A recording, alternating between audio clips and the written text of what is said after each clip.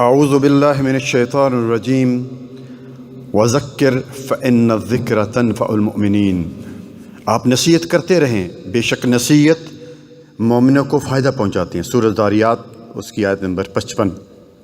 رسول اللہ صلی اللہ علیہ وسلم نے فرمایا، بخاری کی حدیث نمبر 3241 ہے کہ میں نے جہنم میں جھانکا تو دیکھا وہاں زیادہ تر عورتیں ہیں، لیکن ساتھ ہی کائنات کے امام جناب محمد الرسول اللہ سب کہیں صلی اللہ علیہ وسلم نے خواتین کو جنت میں جانے والے کچھ اعمال بھی بتائے کہ وہ اعمال کر کے ہماری ماں، بہن، بیٹی اور بیٹی جنت میں جا سکتی ہیں۔ اور قرآن نے بھی کامیابی کا بارے میں کیا فرمایا؟ فَمَنْ زُحْزِحَ عَنِ النَّارِ وَأُدْخِلَ الْجَنَّةَ فَقَدْ فَازَ۔ سورۃ العمران آیت نمبر 185 کہ جو جہنم کی آگ سے بچ گیا اور جنت میں چلا گیا یہ کامیاب ہو گیا۔ اسی طرح پیارے بھائیوں، نبی صلی اللہ علیہ وسلم نے فرمایا، 7-8 حدیثیں سناؤں گا آپ کو، کہ اذا صلت المرأة خمسها، جو عورت 5 وقت کی نماز پڑھے، وصامت شہرہا، ماہ رمضان کے روزے رکھے، وحفظت فرجہا، اپنی شرمگاہ کی حفاظت کرے،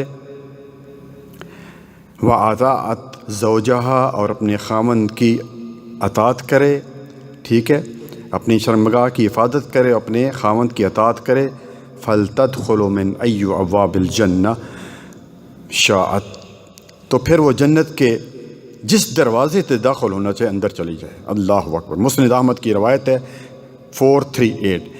کام کیا کرنے ہیں کہ جو عورت 5 وقت کی نماز پڑھے، رمضان کے روزے رکھے، اپنی شرمگاہ کی حفاظت کرے اور اپنے خاوند کی اطاعت کرے، تو اس کے لیے 8 کے 8 دروازے کھلیں، جس دروازے سے مرضی اندر چلی جائے۔ اللہ اکبر۔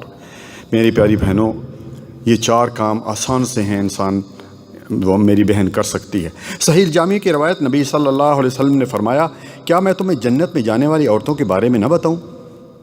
نمبر 1 اپنی شوہر سے محبت کرنے والی، نمبر 2 زیادہ بچوں کو جنم دینے والی، نمبر 3 وہ عورت جس کا شوہر اس پر ظلم کرے، ناراض ہو جائے تو اس کے پاس آئے اور کہے کہ میرا ہاتھ آپ کے ہاتھ میں ہے، میں اس وقت تک نہیں سو سکتی جب تک آپ راضی نہ ہو جائیں۔ اللہ اکبر۔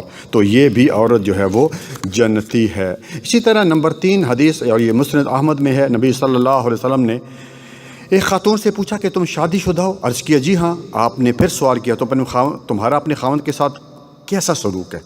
اس نے عرض کیا، میں پوری کوشش کرتی ہوں اس کی خدمت کروں، یعنی اس کی کوئی کمی نہ کروں۔ تو آپ صلی اللہ علیہ وسلم نے فرمایا، فَانظُرِي أَيْنَ أَنْتِ، تو پھر پس تم دیکھو اس وجہ سے تم اپنے خاوند کی وجہ سے یعنی کہاں پہنچتی ہو۔ هُوَ جَنَّتُكِ وَنَارُكِ، وہ تمہارے لیے جنت ہے اور وہی تمہارے لیے جہنم ہے۔ چوتھی حدیث اس زمن میں جو حضرت سلمہ رضی اللہ تعالی عنہا جو ہے وہ روایت کرتی ہیں کہ نبی صلی اللہ علیہ وسلم نے فرمایا، أَيُّمَا امْرَأَةٍ ماتت، جو عورت اس حالت میں فوت ہوئی، وَزَوْجُهَا عَنْهَا رَاضٍ دَخَلْتَ الْجَنَّةِ، کہ اس کا خاوند اس سے خوش تھا تو وہ جنت میں جائے گی۔ رواہ ترمذی وقال حدیث حسن۔ پیاری بھائیو، بڑا آسان سا نسخہ ہے۔ نمبر 5 حدیث صحیح مسلم کی حدیث نمبر 1469، نبی صلی اللہ علیہ وسلم نے فرمایا، الدنیا کلھا متاع وخیر المتاع الدنیا المرأۃ الصالحہ، دنیا فائدہ اٹھانے کی چیز ہے اور دنیا کی بہترین چیز جس سے فائدہ اٹھایا جائے نیک بیوی ہے۔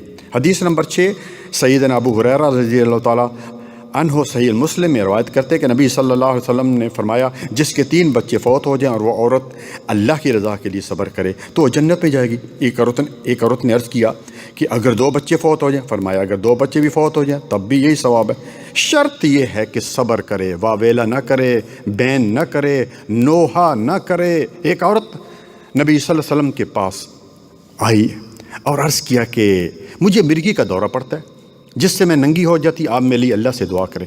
رسول اللہ صلی اللہ علیہ وسلم نے فرمایا، ان شئت صبرت ولک الجنہ، اگر تم صبر کرے تو اس تکلیف پر یعنی تو تم تیرے لیے جنت ہے، اور اگر تو چاہے تو میں اللہ تعالیٰ سے دعا کرتا ہوں کہ اللہ تعالیٰ تجھے اس بیماری سے عافیت دے۔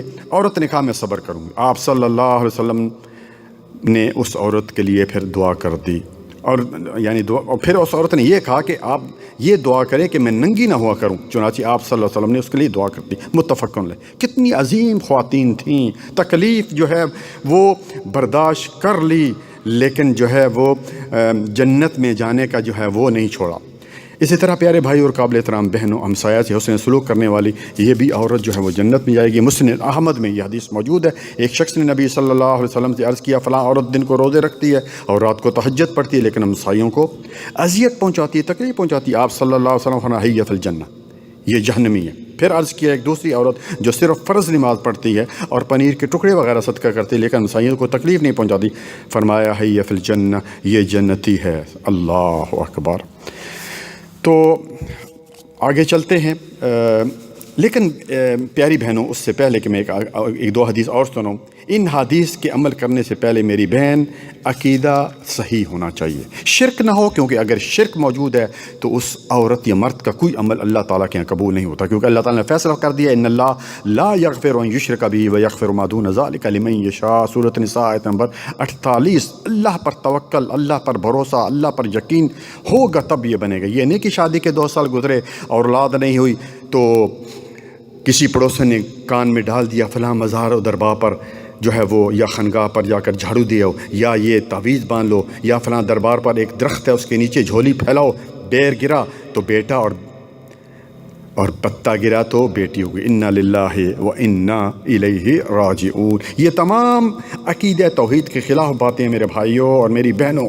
عقیدہ صرف قرآن و سنت کے مطابق ہو۔ ایک حدیث سنا کر بات ختم کروں گا، بیٹیوں کے ساتھ حسن سلوک کرنے والی خاتون بھی جنت میں جائیے۔ صحیح مسلم میں سیدہ عائشہ رضی اللہ تعالیٰ بیان فرماتی کہ میرے پاس ایک عورت، ایک مسکین عورت یعنی اپنی 2 بیٹیاں اٹھائے ہوئی آئی، میں نے اسے کھانے کے لیے 3 کھجوریں دی اور اس نے 2 کھجوریں تو اپنی بیٹیوں میں تقسیم کر دی اور 1 کھجور اس نے کھانے کے لیے اپنے منہ کی طرف بڑھائی تھی کہ وہ بھی اس کی بیٹیوں نے مانگ لی، چنانچہ اس نے وہ کھجور بھی خود نہیں کھائی بلکہ اس کے ٹکڑے کر کے اپنی بیٹیوں میں تقسیم کر دی۔ مجھے اس کی بات بڑی عجیب لگی، اچھی لگی، یعنی حضرت عائشہ رضی اللہ تعالیٰ فرماتی ہیں اس واقعے کا ذکر جب میں نے نبی صلی اللہ علیہ وسلم سے فرمایا تو آپ صلی اللہ علیہ وسلم نے اس کے بارے میں، اس عورت کے بارے میں کیا فرمایا کہ اس عمل کی وجہ سے اس نے اپنے اوپر جنت واجب کر لی، اس لیے وہ جنتی ہے۔ تو بیٹیوں کے ساتھ بھی عموماً خواتین بیٹوں کا بہت زیادہ خیال رکھتی ہیں، بیٹیوں کی فکر نہیں کرتی، اس لیے بیٹے بیٹی دونوں اللہ تعالیٰ کی طرف سے نعمت۔ اللہ تعالیٰ ہم سب کو عمل کرنے کی توفیق عطا فرمائے۔